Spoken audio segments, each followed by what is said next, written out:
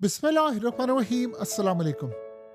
आज ईरान के supreme leader का पहला खिताब था नए लीडर का, और पहले खिताब में उन्होंने अपनी फौज, एयरफोर्स और इन सब को ऑर्डर जारी कर दिया कि जितने अमेरिका के फौजी अड्डे हैं वो सब के सब उड़ा दो और कोई बचना नहीं चाहिए। और आप देखिए कि उसके बाद की सूरत हाल क्या हुई है कि पहले ही ऑर्डर के बाद ये जो मिसाइल आपकी स्क्रीन पर आ रहे हैं, ईरान ने ये दे मारे हैं, और इन मिसाइलों पर उन्होंने जो नाम जिसके रखा है वो है लब्बैक खामनाई।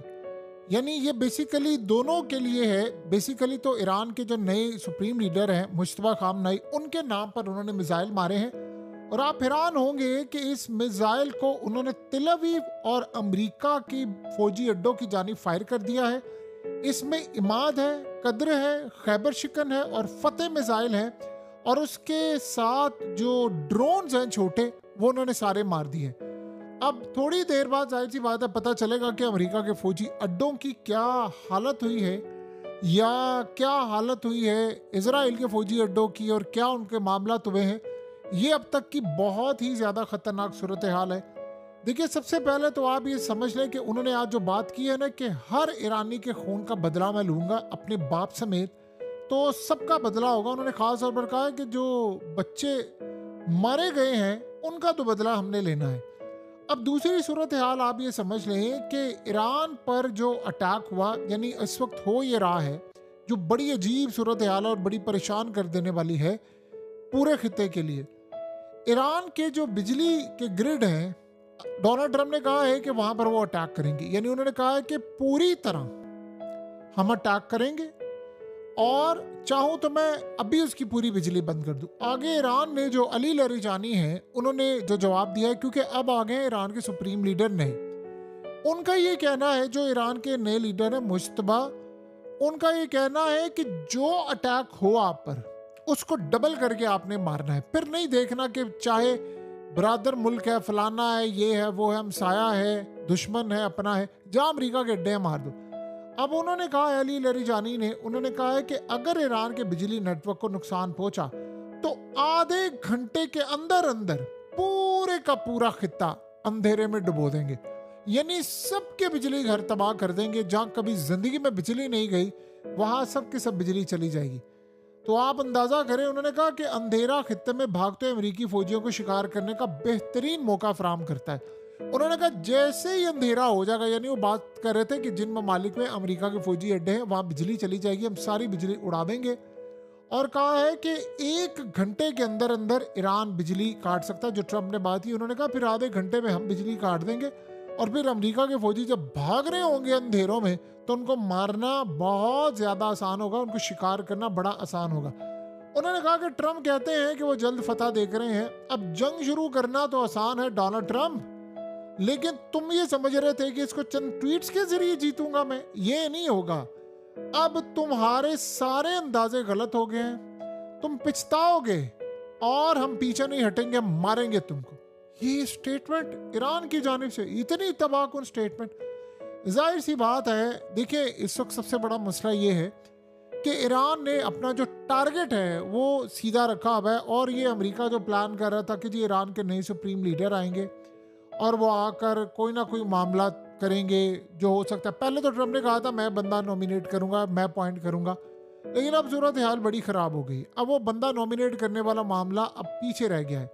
देखिए इस वक्त क्या मामला हुआ है कि अब ईरान ने इनको पकड़ लिया है गले से। अब ये सारे हैं अपसेट और परेशान। परेशान इसलिए हैं कि जितनी सारे बड़े ममालिक हैं इन सब ने फैसला कर लिया है 40 करोड़ बैरल, जी हाँ 40 करोड़ बैरल ये मार्केट में फेंकने जा रहे हैं तेल। और ये सारे वो हैं जो रिजर्व में जिन्होंने अपना तेल रखा हुआ है। अब यूरोप की आपस में लड़ाई हो गई है। आधा यूरोप कह रहा है कि हमें रशिया से तेल गैस लेनी चाहिए ताकि हम अपना मुल्क बचाएं, आधा कह रहा है नहीं। तो पहली मरतबा ये हुआ है कि आधी यूरोपीय यूनियन में इस वक्त लड़ाई जा रही है।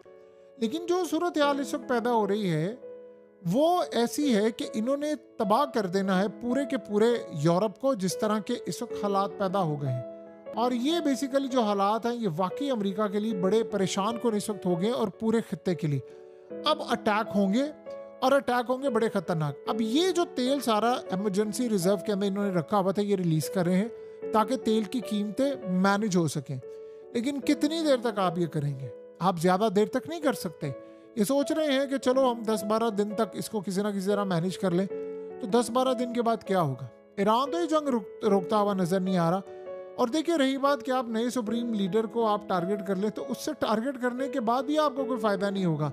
जो ऑर्डर उन्होंने जारी करना था वो ऑर्डर जारी कर दिया। अब इसको आप नसीहत समझ लें या कोई चीज समझ लें, ये जो मर्जी आप समझ लें, लेकिन इस पूरे खेल में एक बात तय है कि हालात बहुत ज्यादा इस वक्त खराब हो गए हैं और ये अब अमेरिका के कंट्रोल में नहीं आएंगे। ये आप अच्छी तरह समझ लें, अब ये अमेरिका के कंट्रोल में नहीं आएंगे, अब ये अटैक होगा। और दूसरी सूरत हाल ये है, देखिए इस वक्त बैक एंड पर क्या कर रहे हैं, बहुत सारी इस्लामिक कंट्रीज कोशिश कर रही हैं, वो ईरान को भी समझा रही हैं, सऊदी अरब को भी कह रहे हैं, और ये सारा कुछ।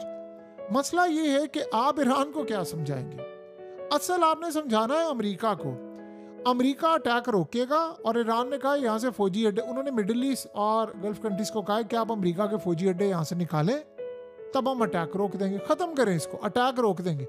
अब ट्रंप ने सोचे बैंक उड़ाया, अब ये कह रहे हैं हमने बैंक उड़ाने हैं।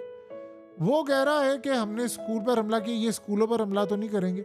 लेकिन इस सूरत हाल में इन्होंने कहा बिजली घर उड़ाएंगे, उन्होंने कहा हम सारे खित्ते की बिजली बंद कर देंगे। आप बताएं, टूरिज्म से लेकर पूरा खित्ता अंधेरे में जब डूब जाएगा तो बाकी करना क्या है? जाहिर सी बात है पूरे का पूरा जो निज़ाम है वो दरहम भरम हो जाएगा। अब मसला ये है कि ईरान की, देखिए इस वक्त जितने भी मुस्लिम कंट्रीज हैं उनके जो ताल्लुकात थे वो आयतुल्लाह अली खामनाई के साथ थे और उन कमांडर्स के साथ थे सारे ताल्लुकात। मसला ये है कि वो सारे कमांडर्स मारे गए हैं। मसला ये है ईरान के सुप्रीम लीडर भी मारे गए हैं। अब आपने बातचीत किससे करनी है? आपने किसको कहना है? ईरान को कहना कि यार आपकी मेहरबानी आप ना हमला करें। ईरान में प्रेसिडेंट को कहेंगे, प्रेसिडेंट की कोई औकात ही नहीं है। ईरान में फॉरेन मिनिस्टर को कहेंगे, उनके हाथ में कुछ है नहीं।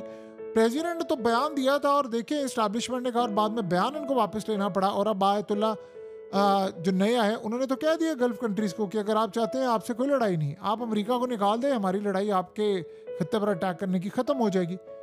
अब यहाँ जो असल मसला ये है कि आप उनसे उनको ही कह सकते हैं ना, मुश्तबा अली खामनाई को, तो आप मुश्तबा खामनाई को कैसे कहेंगे? वो तो अंडरग्राउंड है इस वक्त, वो तो बातचीत किसी से कर नहीं रहे, वो तो उनकी तस्वीर भी नहीं आई सामने। तो उन्होंने तो सिर्फ खिताब किया ऑडियो, तो बताए कि भी इस सारे खेल के अंदर क्या होगा, आप किससे बात करेंगे?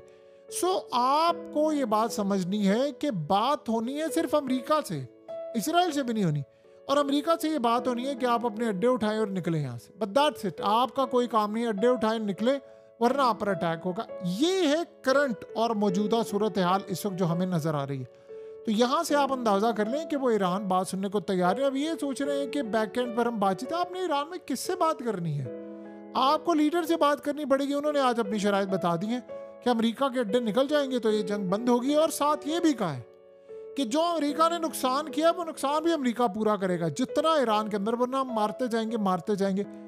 अब होगा क्या? अमेरिका एंड पर कहेगा कि ठीक है, मैं तो लेट से अमेरिका कहता मैं निकल रहा हूँ, वो अड्डे लेकर अपने फौजियों को खाली कराकर मिडिल ईस्ट से, गल्फ कंट्री से निकल जाता है। अब वो नुकसान कौन पूरा करेगा?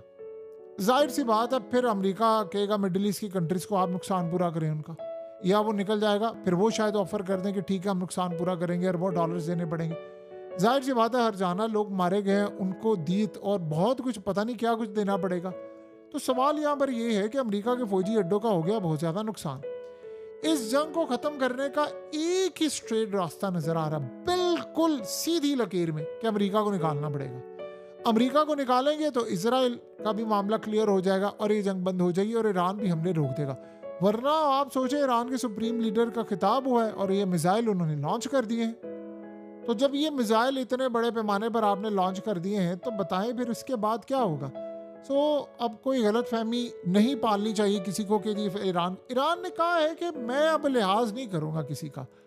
देखिए उन्होंने, अब अगर यहाँ तक मामला आ गया है कि आपने ईरान के सुप्रीम लीडर को मार दिया है और अब आप ये कह रहे हैं कि ईरान के बिजली घरों को तबाह करके उनको अंधेरे में डूबेंगे, तो फिर आप बता दें वो सबको डुबो देंगे तो पूरा खित्ता काम पर जाए। आपको पता है फ्लाइट से सब कैंसिल है और बहुत सारी जगह पर रिज्यूम आना शुरू हो गई हैं, लेकिन ना टूरिज्म आ रही है ना कुछ हो रहा है। बहुत बुरे हालात हैं गल्फ कंट्रीज के और परेशानी है, जाहिर सी बात है। और वो जितनी कोशिश कर रहे हैं वो हमले रोकने की कर रहे हैं, वो बार बार ईरान को भी कोस रहे हैं तुम क्यों हमले कर रहे हो। मसला ये है कि ईरान ने अब नहीं सुननी किसी की, और जो क़यादत थी जिससे आप बातचीत कर सकते थे वो क़यादत मारी जा चुकी हुई है। ये दोनों पॉइंट ज़हन में जब तक हम नहीं रखेंगे तब तक ये मसले हल नहीं होंगे और ये लड़ाई अंत तक रहनी है। तो हमें अब ये समझना है कि एटलीस्ट अमेरिका को यहाँ से निकालना पड़ेगा और ही सूरत हाल बेहतर होगी, ये ईरान कहता है। ईरान के मुताबिक अमेरिका जाएगा तो हम कोई ना कोई बेहतरी की सूरत हाल इस वक्त पूरे रीजन के अंदर पैदा कर सकेंगे।